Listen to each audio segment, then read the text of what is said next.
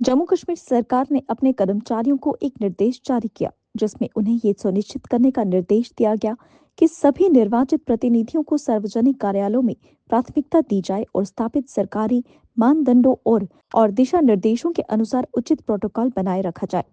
निर्देश में इस बात पर भी जोर दिया गया कि विधायकों को उनके अधिकार क्षेत्र में आयोजित सभी आधिकारिक समारोहों और बैठकों में आमंत्रित किया जाना चाहिए।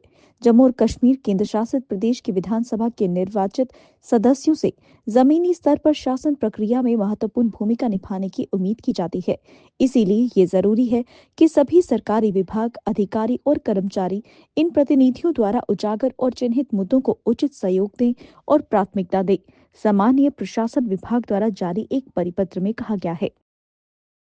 जम्मू शहर के नई बस्ती इलाके से एक वैगनार कार जिसका रजिस्ट्रेशन नंबर JK02AK5755 है, चोरी होने की सूचना मिली है। घटना सीसीटीवी में कैद हो गई है और फुटेज की फिलहाल पुलिस जांच कर रही है। पुलिस अधिकारी अपराधी की पहचान करने और चोरी के बारे में अधिक जानकारी जुटाने के लिए वीडियो का विश्लेषण कर रहे हैं। राजौरी जिले के बदहाल गांव में रहस्यमय बीमारी के कारण बीमार पड़ने के बाद विभिन्न अस्पतालों में भर्ती कराए गए 38 मरीजों को पूरी तरह ठीक होने के बाद छुट्टी दी गई है। मुख्य सचिव अटल डोलू की अध्यक्षता में स्वास्थ्य पेशेवरों और पुलिस कर्मियों की एक बैठक में उन्होंने बताया कि वर्तमान में राजौरी में 60 परिवारों के 363 लोग विभिन्न सुविधाओं में क्वारंटीन है। 7 दिसंबर से 19 जनवरी के बीच बदहाल में रहस्यमय बीमारी ने 3 परिवारों के 17 लोगों की जान ले ली है।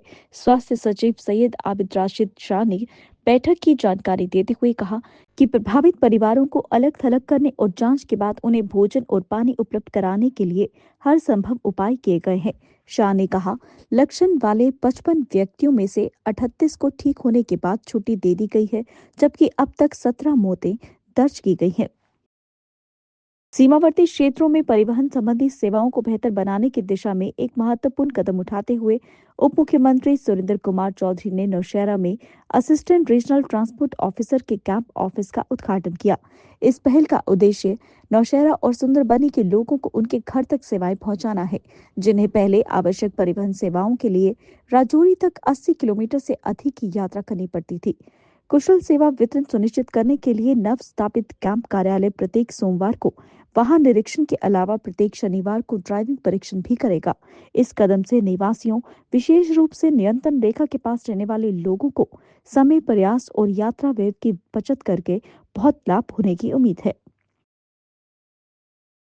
गांधरबल के गंगरहामा में महिलाओं के एक समूह ने हाल ही में नाला सिंध से रेत और बजरी निकालने पर प्रतिबंध के विरोध में सड़कों को अवरुद्ध करके विरोध प्रदर्शन किया।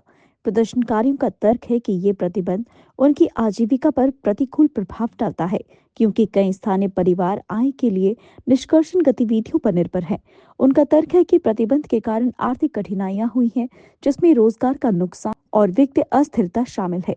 प्रदर्शनकारी अधिकारियों से प्रतिबंध पर पुनर्विचार करने और एक विनियमित निष्कर्षण नीति लागू करने का आग्रह कर रहे हैं, जो पर्यावरण संबंधी चिंताओं को समुदाय की आर्थिक जरूरतों के साथ संतुलित करती है। शिवसेना ने जम्मू में विरोध प्रदर्शन किया और केंद्र से अमेरिका से प्रेरणा लेने और जम्मू कश्मीर पर विशेष ध्यान देते हुए देश से अवैध बांग्लादेशी और रोहिंग्या प्रवासियों को वापस भेजने की मांग की। शिवसेना की जम्मू कश्मीर इकाई के प्रमुख मनीष साहनी के नेतृत्व में जम्मू शहर के कई कार्यकर्ताओं ने प्रदर्शन में भाग लिया। साहनी ने संवाददाताओं से कहा, भारत सरकार को डोनाल्ड ट्रंप प्रशासन से सीख लेनी चाहिए और पाकिस्तानी महिला सीमा हैदर और बांग्लादेश की पूर्व राष्ट्रपति शेख हसीना सहित सभी अवैध बांग्लादेशियों और रोहिंग्या प्रवासियों को तुरंत वापस भेजना चाहिए।